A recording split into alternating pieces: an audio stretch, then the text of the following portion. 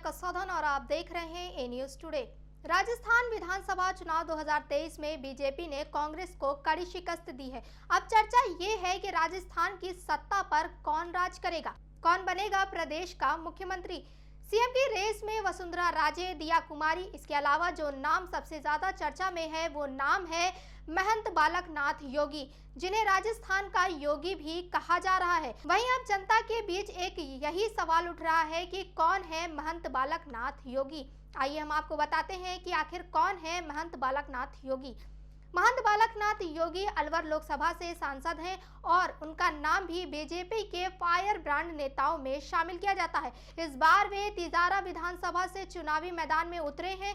अलवर के आसपास के क्षेत्रों में उनकी अच्छी खासी पकड़ मानी जाती है। वे भाजपा के हिंदुत्ववादी चेहरे पर एकदम फिट बैठते दिखाई देते हैं।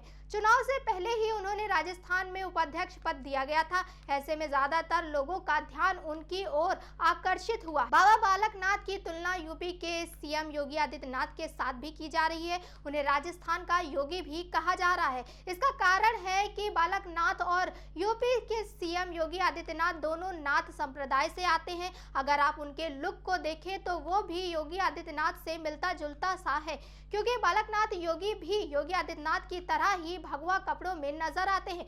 ऐसे में तमाम लोग राजस्थान में वसुंधरा राजे के विकल्प के तौर पर महंत बालकनाथ योगी के नाम की चर्चा कर रहे हैं। अगर हम इनके निजी जीवन की बात करें तो 16 अप्रैल 1984 को राजस्थान के अलवर जिले के कोहराना गांव में एक किसान परिवार में जन्मे महंत बालकनाथ योगी का पूरा परिवार लंबे समय से जन कल्याण व साधुओं की सेवा में जुटा रहा। 6 साल की उम्र में ही उन्हें परिवार ने अध्यात्म का अध्ययन करने के लिए महंत खेतानाथ के पास भेज दिया था। गुरु से शिक्षा दीक्षा लेने के बाद महंत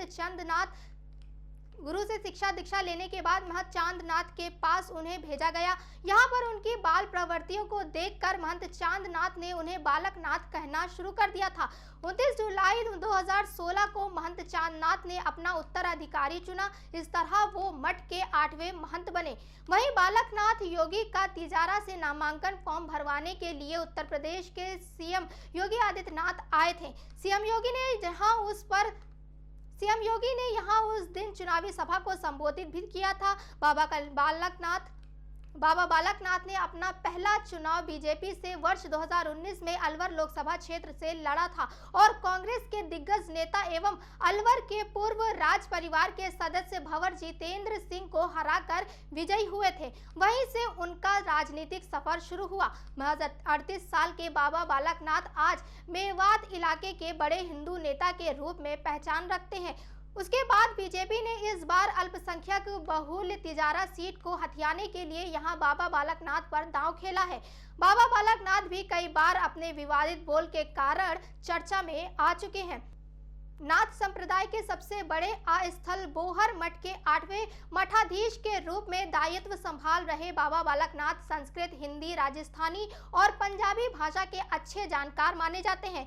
वे अब अपने गुरुजी की राजनीतिक विरासत को बखूबी संभाल रहे हैं। इस बार पार्टी ने उनके जरिए तिजारा जैसे उलझे हुए राजनीतिक समीकरणों वाली सीट पर अपना राजनीतिक वर्चस्व स्थापित किया और बीजेपी का ये दांव सफल भी रहा। इस बीच वो सोमवार को संसद के शीतकालीन सत्र में शामिल होने के लिए दिल्ली पहुंचे थे। लोकसभा की कार्यवाही स्थगित होने के बाद योगी बालकनाथ सदन से बाहर निकल रहे थे। इसी दौरान उनकी मुलाकात कांग्रेस के नेता अधीर रंजन चौधरी से हो गई। अधीर रंजन चौधरी ने मजाकिया अंदाज में उनसे पूछा कि राजस्थान के नए सीएम बन रहे हैं ना। इस पर उन्होंने कोई जवाब नहीं दिया और मुस्कुराते हुए आगे बढ़ गए। दरअसल कहा जा रहा है कि उत्तर प्रदेश के योगी आदित्यनाथ की तरह ही बीजेपी आलाकमान उन्हें राजस्थान की कमान सौंप सकते हैं।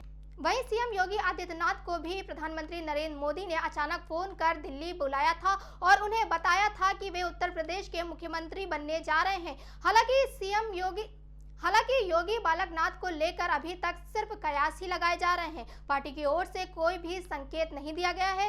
राज्य में बीजेपी की जीत के बाद पार्टी के सामने बड़ा टास्क मुख्यमंत्री के चुनाव को लेकर खड़ा हो गया है, क्योंकि चुनाव से पहले भगवा पार्टी ने राजस्थान, मध्य प्रदेश और छत्तीसगढ़ किसी भी राज्य में मुख्यमंत्री पद के उम्मीदवार का ऐलान नहीं किया था। तो देखते हैं आखिर कौन बनता है राजस्थान का किंग। तमाम और बड़ी खबरों के लिए देखते रहिए ए न्यूज टुडे।